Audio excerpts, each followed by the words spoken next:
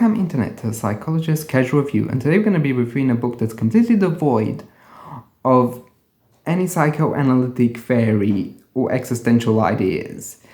A book so ingrained in neutrality that it's basically a medical book in disguise.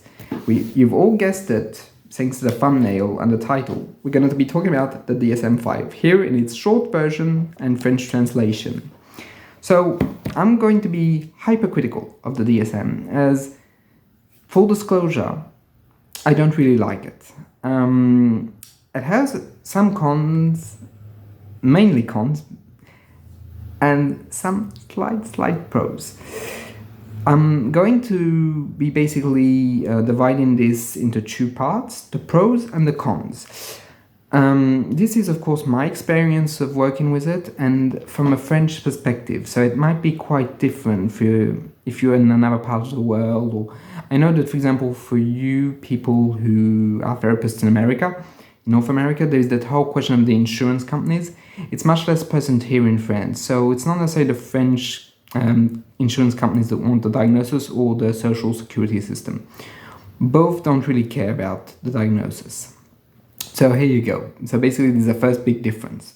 So what are the pros? Because that's where I'm going to start. The pros of this book, they're not numerous, they're not plentiful, but there is one that's quite interesting, is that it gives every mental health professional a common ground and a common language.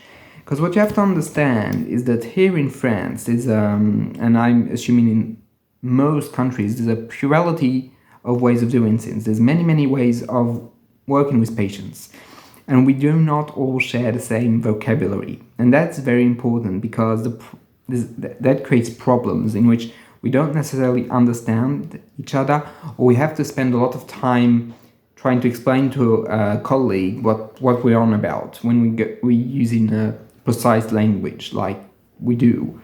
For example, a colleague that is a CBT therapist is not necessarily gonna understand exactly what my deal is with, let's say, the libidinal ego or the anti-libidinal ego.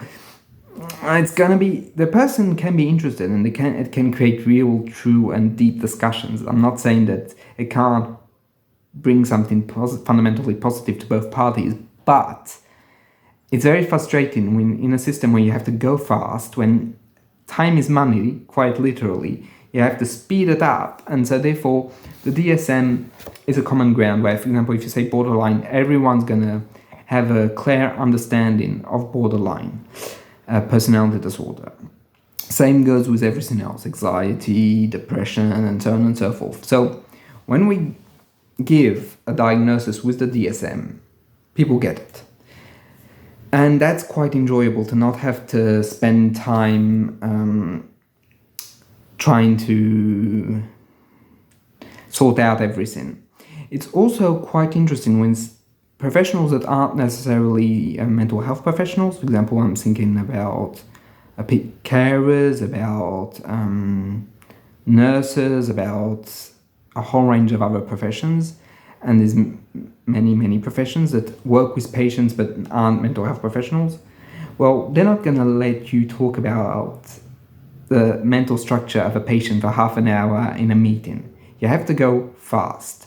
Unfortunately, everything is geared up to that process of speed, and as we speed through our systems, you have to go to this quickest answer. The DSM is the quickest answer. This is the criteria list, this is what it is, this is how we should try and treat it. How you should try and treat it is, of course, not in the DSM, because that would be too easy. The DSM basically gives no advice. That's also a very frustrating part, because you could say, well, okay, I have, let's say, that type of disorder, I've encountered it in patients, how do I deal with it? Your problem. The DSM is not going to answer that. It's just going to be this is that disorder. So, again, we're hitting a point where it becomes very frustrating, and here I'm already going into cons. You see how it happens, because even the good points have their very limits, because there's no indicators, there's no guidelines. Perhaps because there's such a wealth of how to deal with patients and so many resources and therapies the DSM, instead of doing something that would be helpful for everyone, is just dodging. Dodging as always. Beautiful.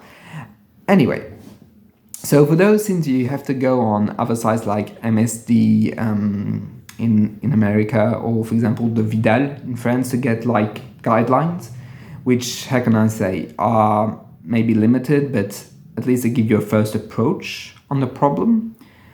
Also, the DSM can help for certain very specific conditions. Like, for example, if you have a patient that wants to understand himself very generally, like very globally, the list of symptoms of the DSM can offer like a straightforward boxing of the problem, which is reassuring also because it's backed by science. I'm gonna come back to that, but for the patient, it can be sometimes reassuring to know that you have something that's in a book written by doctors. Interesting, right? Interesting. So basically, those are the big pros of the DSM. That it can offer clarity between professionals. It can offer a form of guideline with other type of professionals, not mental health, but other ones, that they can get the idea quicker and in a more accurate way than having a long description of the phenomena. And for people who basically want to have a diagnosis, easy and boxed in, it can work quite okay. So those are the main pros I've seen in my career as a psychologist. There might be others, but I have not yet encountered them. At least not as of yet. So there might be others, but I'm not aware of them. So now for the cons, and oh my god, there's a lot to be said here.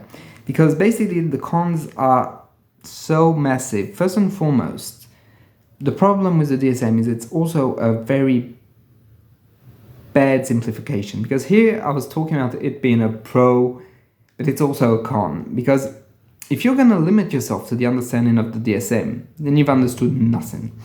And that's also something that I think many people forget, that the DSM is not so helpful. Like, yeah, sure, you've got your category, right? But what do you do? What do you do with it? The category is something that's so different from person to person that its manifestation cannot be just packed down to 8, 9, 10 symptoms. There's a personality, there's a human behind that. So what do you do to help that person? And that's why the simplification, I feel, can be dangerous. For example, for people that think that they've read the symptoms, understood them, they tend to placate them, saying, oh, this is this is that, this is this. And this is terrible. Because a patient, no matter how severe his case is not someone that can be boxed into those little categories. And of course, in the DSM, they do say you shouldn't do it like that. But, oh my god, once people have knowledge, it becomes a highway to stupidity. That's why it's so important to be able to understand that all knowledge is limited, even though you might have read the books, the sins, the stuff. And I think the problem with the DSM is because it simplifies everything. It gives the illusion of absolute knowledge on a phenomena when it's only a basis at the very best. Now, I was speaking earlier about the scientific aspect of it. And this is where I feel that it all kind of falls down, is that there's a lot of problems. A lot of, for example, pharmaceutical lobbies have thrown money around it to get certain forms of diagnosis in. A lot of psychiatrists also have bent the criteria to kind of fit what they wanted to fit. The science is dirty. That's what I'm trying to say. I mean, of course, we can have this pristine image of a book written by professionals, for professionals. But truth be told, it's more like Gary Greenberg in his incredible book, The Book of Woe, has pointed out. There's so many commercial interests and vested interests. There's also this strange trying to catch up to real medical conditions from the DSM. The American Psychiatric Association basically wants to play catch up with all the other medical specialties, wants to re-put its honor into it. And this is the honor, this kind of superficial understanding of mankind. And that's why I kind of dislike it as well, is because, is that it? I mean, it's underwhelming. And that underwhelmingness is there within every diagnosis, because, I mean, it's something to say that we're not sure about etiology of illnesses, but there's not even a try. I mean, and even treatment, like, I mean, it's as if it was wiping its hands saying, not my problem. When you think about it, the diagnosis is nothing, really. It's just a way of trying to say there's these types of problems. But once you've said that, what's next? And that's the whole problem, is that this book does not go that extra step. Even worse, it avoids completely this extra step. And there's also, I was talking about dirty science.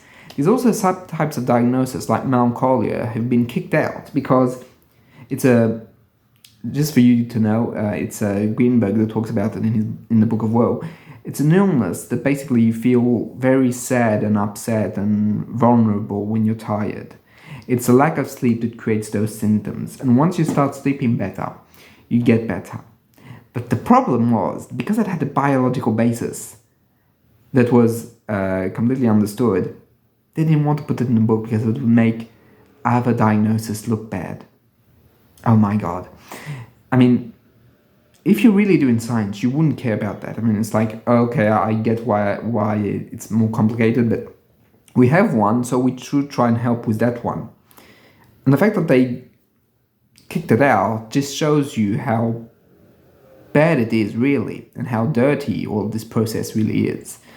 Now, to be completely honest, when I use it, mainly focus on everything that has to do with personality disorders, and I also find it very lacking.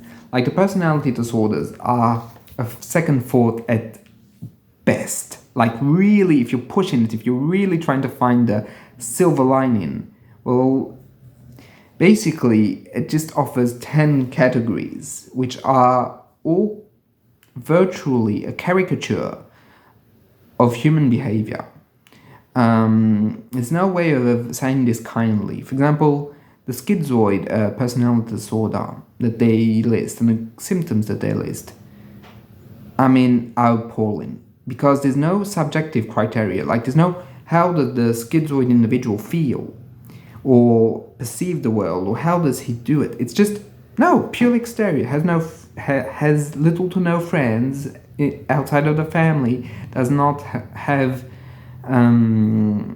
activities with others, seems insensitive to criticism or praise, and there's a couple of others, but you get the idea. It's only external.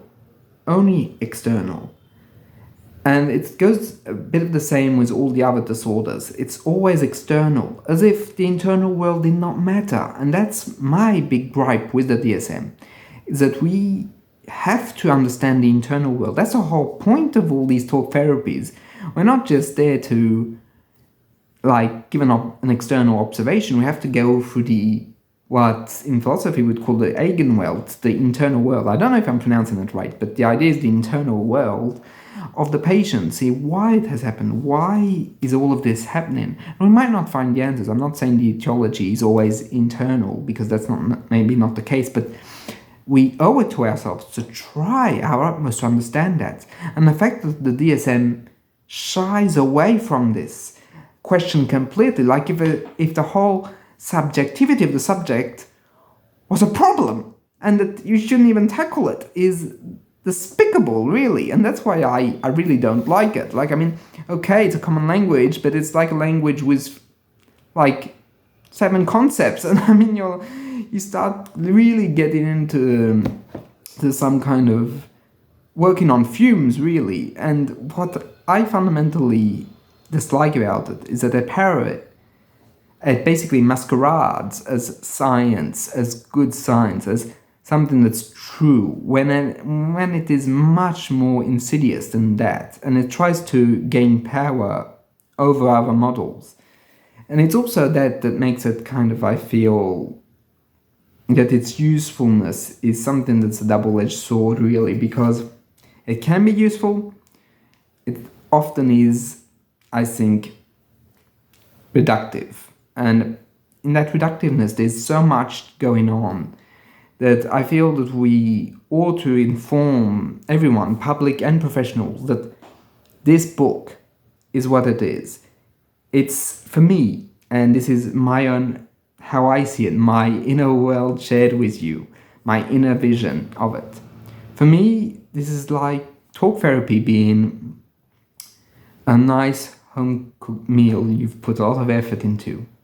And the DSM is the equivalent of fast food. Made fast, might be something filling, might be nice on the surface, but it's also nothing towards a better understanding. It's nothing towards a real deep analysis of the phenomena. Just something that's superficial on the surface, and I think very limited very quickly. And even if it has its pros, I really feel that its cons outweigh it immensely.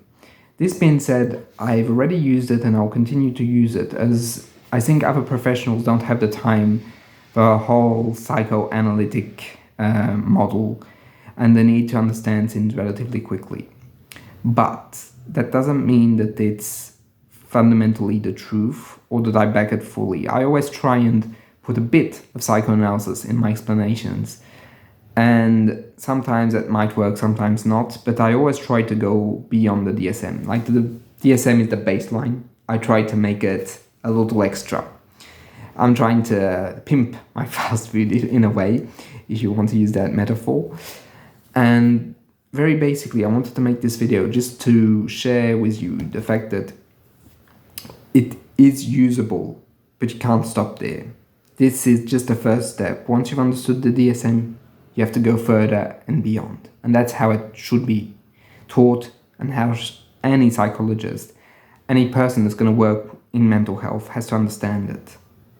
It's just there for you to go further. It's like the opening door of the mental health and mental way of seeing things.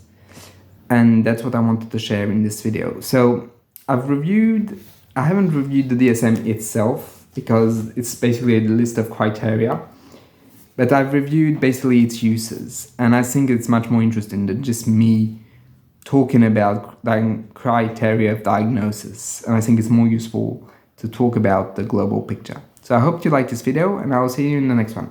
Bye.